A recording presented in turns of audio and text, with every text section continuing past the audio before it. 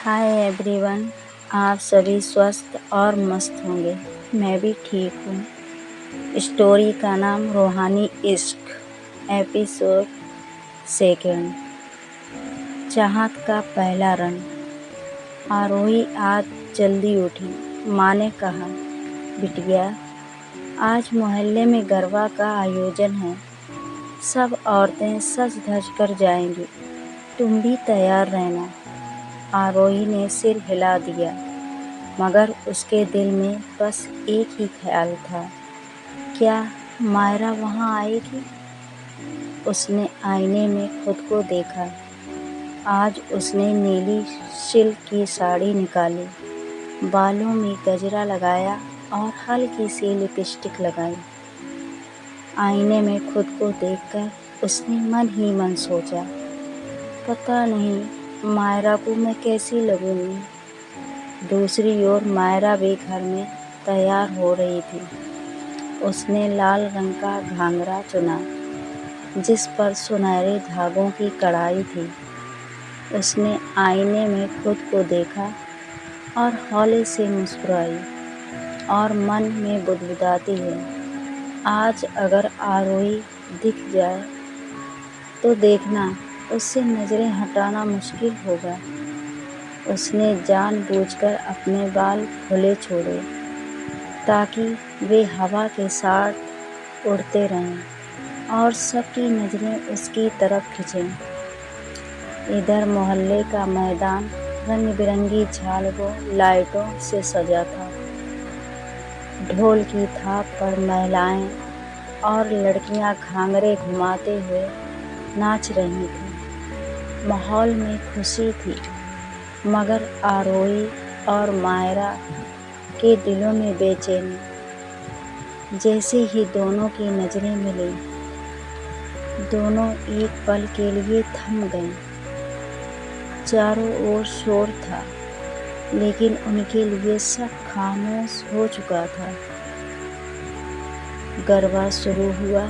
मायरा ने धीरे से कदम बढ़ाए और आरोही के पास आ गई। मायरा हंसकर बोली, गरबा बिना जोड़ीदार के अधूरा लगता है, क्या तुम मेरी पार्टनर बनोगी? आरोही के गाल लाल हो गए। उसने हल्की सी हाँ में सिर हिलाया और फिर दोनों ने साथ डांडिया खेलना शुरू किया। हर बार जब उनकी लकड़ी टकराती, उनकी उंगलियां एक दूसरे को छू जाती, वह छुअन बिजली की तरह दिल से गुजर जाती। लोगों को लगा दोनों बस खेल रही हैं, पर उनके बीच चल रही थी एक अनकही नज़दीकी। गरबा खत्म होने के बाद सब लोग बातें करने लगे। मायरा ने मौका पाकर आरोही का हाथ पकड़ा और उसे भीड़ से दूर खींच ले गई। वह उसे मैदान के कोने में ले गई, जहां लाइटें कम थीं और सिर्फ चांदनी उन पर पड़ रही थी। मायरा धीरे से बोलती है, आरोही, तुम्हें पता है, जब तुम डांडिया खेल रही थी ना, तो मेरी आंखें बस तुम पर ही अटकी रही। आरोही का दिल तेजी से धड़कने लगा। आरोही कहती है, मायरा प्लीज़ ऐसा मत कहो, अगर किसी ने सुन लिया तो। मायरा आरोही के और करीब आई। उसने धीरे से उसका हाथ अपने दोनों हाथों में थाम लिया और कहती है, मैं क्यों छुपाऊं अपने एहसास? तुम्हें देखकर मेरा दिल चैन से क्यों नहीं रहता? ये कैसे छुपाऊं? आरोही की सांसें तेज हो रही थी।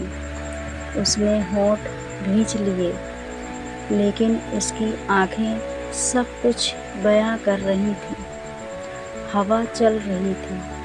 मैदान में दीपकों की लौ डगमगा रही थी।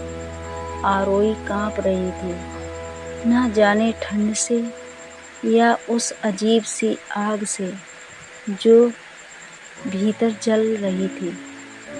मायरा ने धीरे से उसे अपनी बाहों में खींच लिया।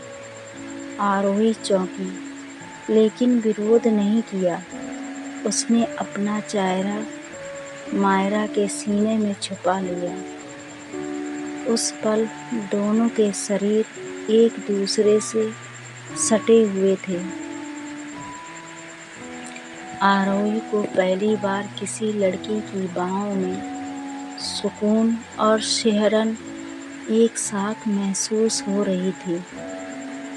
मायरा उसके कान में फुसफुसाकर बोली, आरोही, तुम मेरी हो, चाहे दुनिया माने या ना माने। आरोही की आंखें नम हो गईं। वह कुछ पल बोल नहीं पाई, बस और कसकर मायरा को पकड़ लिया। उस रात दोनों ही सो नहीं पाए। आरोही बार बार अपनी बाहों को छू रही थी, जहाँ अभी भी मायरा का आलिंगन महसूस हो रहा था।